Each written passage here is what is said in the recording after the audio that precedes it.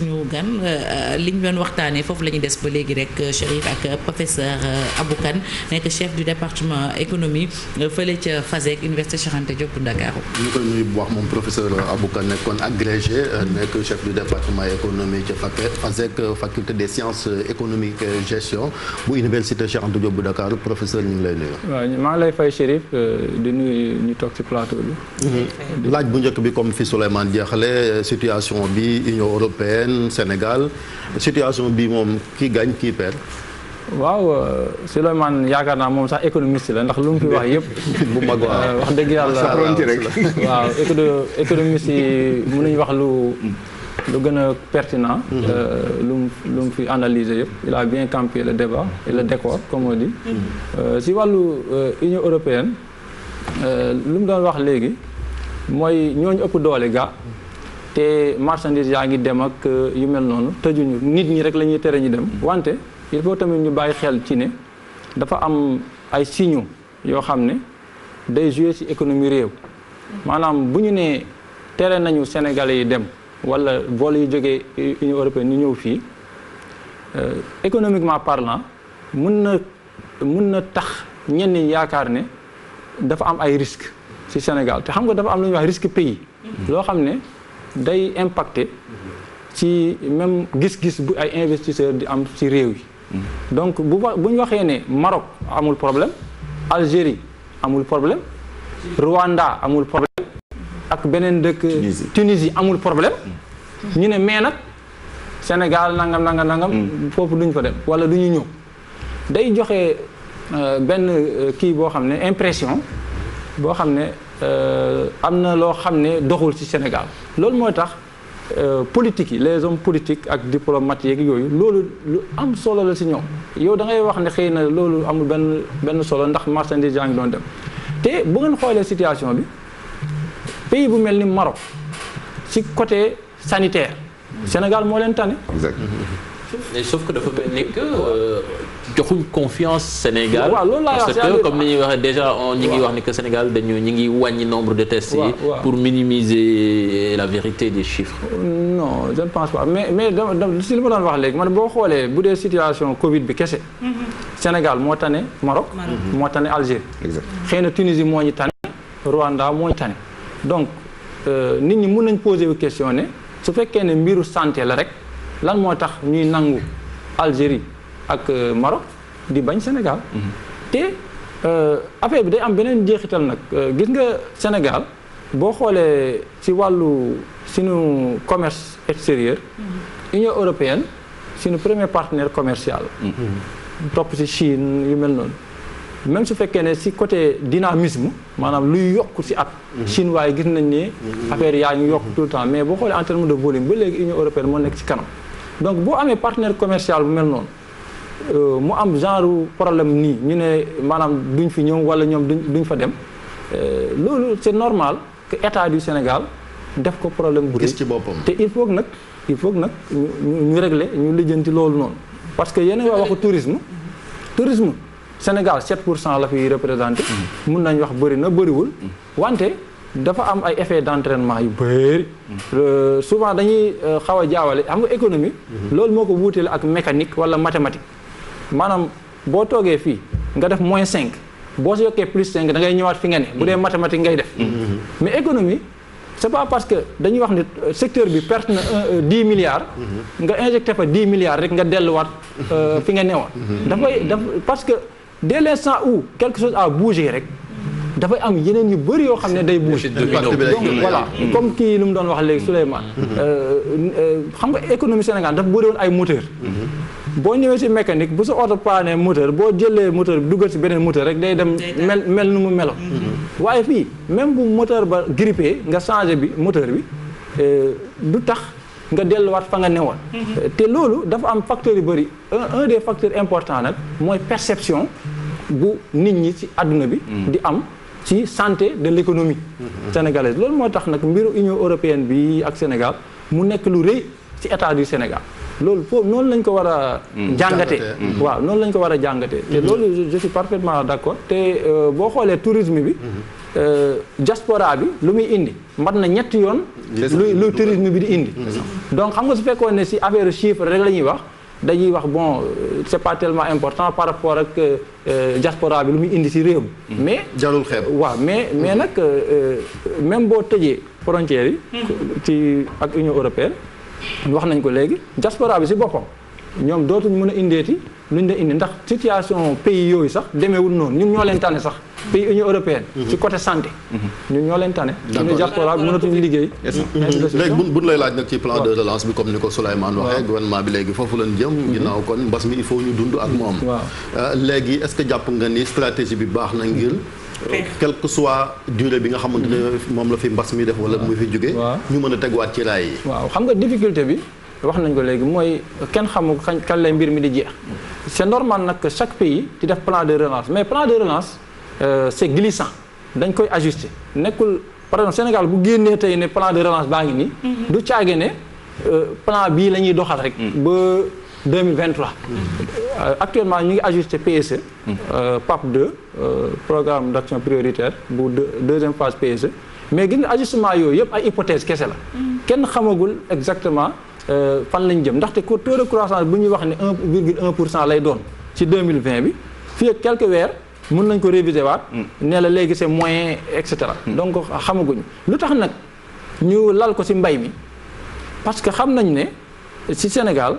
ñu ci ëpp ci mbay mi lay yëngatu wala lu am rapport ak mbay mi te bu ñu nee mbay tamit il faut que nit ñi bàyyi xel ne du question dem bay dugub bay ceeb bay kese dem ci mais transformation bu ciy am surtout agroalimentaire la ñuy wax bu ñu suqalee mbay mi ñu fexe ba produits yi ñuy jógee ci mbay mi muy alimenter benn industrie bu nekk ci dëkk bi nga xam ne dinañ transformer yenn produits yi soog ko jaay ndax boo xoolee Sénégal lu muy jaay ci bitim réew lan la or la phosphate gerte ak lu jógee ci géej gi yooyu mooy principe produit halieutique yooyu mooy yu gën a bëri ci li ñuy jaay te boo xoolee luy jógee ci géej gi dañ koy jël noonu génne ko amul transformation luy jógee ci mbay mi gerte gi dañ koy jël jaay ko duñ ko transformer lu bëri or bi moom waxaale wuñ ko sax nee nañ fu muy jógee foofu fan lañ koy jëlee les industries chimiques ak yooyu boo xoolee phosphate bi indiens yi ak léegi marocains yi daanaka ñooñu ci dominer donc ce qui veut dire quoi ce qui veut dire que ñun ñu ngi am ay exportation yu ñuy indil ay devises certes mais affaire bi c'est très volatile parce que lu mu reposer moo dëgërul da ngay jël jaay su fekkoon nag da ngay ñëw nga transformer yenn yi nga xam ne day am ay industries yu nekk ci dëkk bi xam ne dina transformer yenn produits yi di am créer ay emploi créer valeur ajoutée ainsi de suite boobu lay gën a naqaree daaneel ndax maanaam du ngelaw lu ñëw ko daal mais fii yëpp ci bitim réew lay dépendre ndax prix yi sax du ñun ñoo koy fixer daanaka ci marché mondial bi la ñuy dépendre moo tax nag boo bëggee def plan de relance bu dëgër il faut que nga focaliser aussi foo xam ne say waa kër fa la ñuy gën a yëngu mooy mbay mi napp géeg yooyu mais nga fexe ba changer nag c'est-à-dire du comme nu mu daan demee nga xam ne da ngay jël rek mais nga changer maanaam nga indi lu tax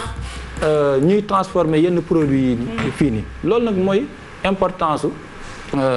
plan de relance bi ñu teg ko ci mbay mi te ginnaaw mbay mi wax nañ fi ay yeneen produits kii secteurs yu bari comme ay tourisme ak yu mel noonu mais am na côté économie numérique bi gars yi bëgg tamit développer parce que gis nañ ne avec mbas mi am na ay opportunités yu bari yu ci ne te Sénégal un des plus gros scandales de l'économie sénégalaise noonu laa ko tuddee mooy boo xoolee télécom ak secteur bancaire gis nga yooyu mooy ñoo xam ne dañuy mobiliser xaalis bu bëree bëri ci dëkk bi waaye joué wuñu rôle bu ñu war a jouer surtout banques yi boo xoolee Sénégal crédit intérieur bu ñuy jox au secteur privé ça tourne autour de 30%. Mais xam nañ ne dëkk yu bëgg a émergent wala yu émergent wala yu koy xalaat yëpp ñu ngi autour de 60-70%, 80%. Donc ça veut dire que suñu secteur bancaire bi dañoo war a di gën a soutenir secteur privé bi maanaam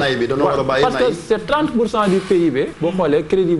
intérieur yi par rapport ak secteur privé bi mais boo comparé Maroc ñu ngi ci autour de 80%. Yeneen pays yu bëri ay Corée passé nañ 100%, ay France ay yeneen dëkk donc loolu beneen affaire la boo xam ne réglementation lay laaj changement de réglementation ci union bi ndax loolu du wàllu Sénégal dong il faut que UEMOA ñu xam ne ñoom am na rôle bu ñu war a jouer ci côté boobu noonu bu ñu bañee lu mel nii di ñu dalaat si lu gaaw a gaaw sinon dañuy def ay réformes yu bëri mais dañuy ñëwaat moo xam naa xel day dem ci wàllu monnaie su dana bàyyi Souleymane ci monnaie boobu sax dañ ci kii parce que si je me trompe jamono bii ñu nekk est-ce que waruñu woon fekk ci changement de waroon nañ dugg ci éco bi bàyyi CFA bi mais loolu dafa mel ni ci contexte bii ñu nekk dëgg la mais loolu talatuñ ko woon bi mbas mi duggee la ko gars yi talatul te avant sax même bu mbas mi amutoon ñu bëri ils étaient sceptiques quant à l'opérationnalité de cette chose là parce que gisoon nañ ne dëkk yi dañ doon moytu wante maanaam boo xoolee dëkk UEMOA ñoom ñu ngi doon accroché wu ci beneen éco boo xam ne maanaam CFA réformé la mais dëkk anglophone yi comme ay Nigéria ñoom loolu da leen a métti woon parce que dañoo ne déjà tour bi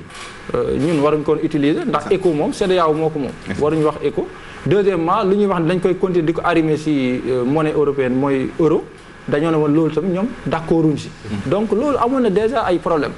te lu indi problème bi nag ci éco bi depuis le départ mooy waa UEMOA suñu dëkk yi ñun dañoo yaakaar ne ñun ñoo gën a mën a gérer ay Nigéria ay Ghana parce que ñooñu boo xoolee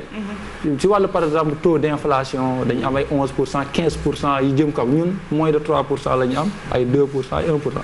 Deuxièmement déficit yi bokkul ñun ni ñuy maîtriser suñu déficit parce que am nañ pacte de convergence bu ñuy contraindre pour ñu wàcceeku ñoom du ñu def loolu ñun dañoo foog ne nous sommes plus vertueux que ñoom ci côté gestion des finances publiques à l'inverse ñoom dañoo foog ne nag ñoom ñoo ñu gën a indépendant parce que ñoom jàpp nañ ne ñun ba léegi France moo ñuy wax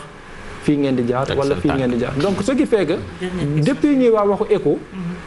nit ñi sentiroon nañu ne affaire bi dañuy wax nii de manière diplomatique mais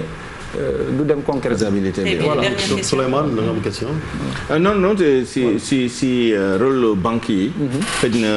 la ñu waroon insister tuuti lu tax banque yi du ñu financer économie bi nu mu waree xaalis bi ñuy am bi ñuy mobiliser avec l'épargne publique ak yeneen levée de fonds yu ñu am notamment au niveau de la BCEAO BCEAO ubbi na gën na yokk lu muy joxe ci guichet am yi ñaari guichet yu muy joxe xaalis banque yi xaalis boobu fan lañ koy jëmale xam nga loolu si lu ma la wax léegi affaire réglementation parce que fu mu toll nii crédit court terme rek la ñuy joxe daanaka alors que boo bëggee suqali réew da ngay jox crédit long terme nga xam ne entreprise dañ ko mën a utiliser sur le long terme pour investir mais su fekkee yow da ngay lebal nit ki ne ko il faut nga fay ko si ñaari at yi wala si benn at wala si et cetera déjà volume bi mënul toll nenn ni mënul yem ensuite contrainte yu entreprise bi di am pour gaaw ko rembourser du tax mu mun a investir si ay domaines yoo xam ne di nga toog ñaari at ñetti at te doo amagum parce que aussi xam nañ ne investissement noonu la demee début bi day métti c'est après ngay commencer di ñëw loolu affaire réglementation la loo xam ne dañ ko war a changer ci dëkk bi parce que sinon dañuy continuer di am ay banques yu bëri ay établissements financiers yu bëri ci biir réew mi ak ci biir UEMOA wante nit ñi duñu dox moo tax état du Sénégal mettroon en place ay BNDE ay FONSIS ay FONGIP pour mun a xaw a changer situation bi mais force est de constater que ba léegi doy na waar BRBM dañoo xam loolu la ba ñu créer li ñuy wax troisième compartiment mooy pour PME yi mën a ñëw foofu lever ay fonds. dernière question rek li nga doon wax également ci télécom yi xam naa bu ñu mënee woon Vox Populi parce que ñëw nañ wan ñu ce que pèse li nga xamante ne mooy télécom yi muy lu bari ci ay koppar. je pense que télécommunication yi ñoom kese war nañoo mën a financer plan de relance boobu dañu gis ne yu mel nii également bu amee. Sénégal gis nañ ko ci plan Sénégal émergent dañuy dem jël ay cabinet ca bitim réew ñu leen koy tëggal ak yu ni mel or que fii am na ay borom xam-xam yoo xamante ni je pense que war na leen mën a impliquer ci travaux yi ñu bëggoon a laaj ba xam yéen en tant qu'économiste ak seen faculté boobu impliqué nañ leen déjà ci li nga xamante ni mooy liggéey. dëgg la il faut dire que c'est l'une des révélations ou en tout cas l'un des points forts yu Sénégal am ci côté ci Covid bi ndax en tout cas côté université moom gars yi impliqué nañu bu baax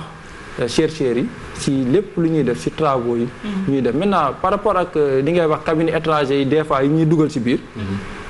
même ak PSE wala avant PSE il faut dire que c'est l'administration sénégalaise qui faisait le travail mais dafa am ay signaux comme ni ma ko waxee woon yoo xam ne man su ma defee document bi yëpp ma signé ñu yóbbu ko si yenn instance yi mun nañ ko bañ a jox importance mais su fekkee ne dafa porter yenn signature yi ñoo xam ne ñooñu am nañ crédibilité xam nañ leen loolu day gën a tax nit ñi gën a sawar ci financement bi yooyu mooy tax souvent ñu koy mais sinon administration sénégalaise ak chercheurs yi ñoom yàgg nañu di contribuer ci plan yi ñu am yëpp ci biir Sénégal. merci beaucoup professeur Abou Kane amoon nañ mbégte loolu di la dalal waxtaan bi am na solo mu ngi noonu mooy fàttali ne moom mooy chef du département économie fële ca FASEG ci université Cheikh Anta Diop bu Ndakaaru léegi dañuy dem miroir régional inter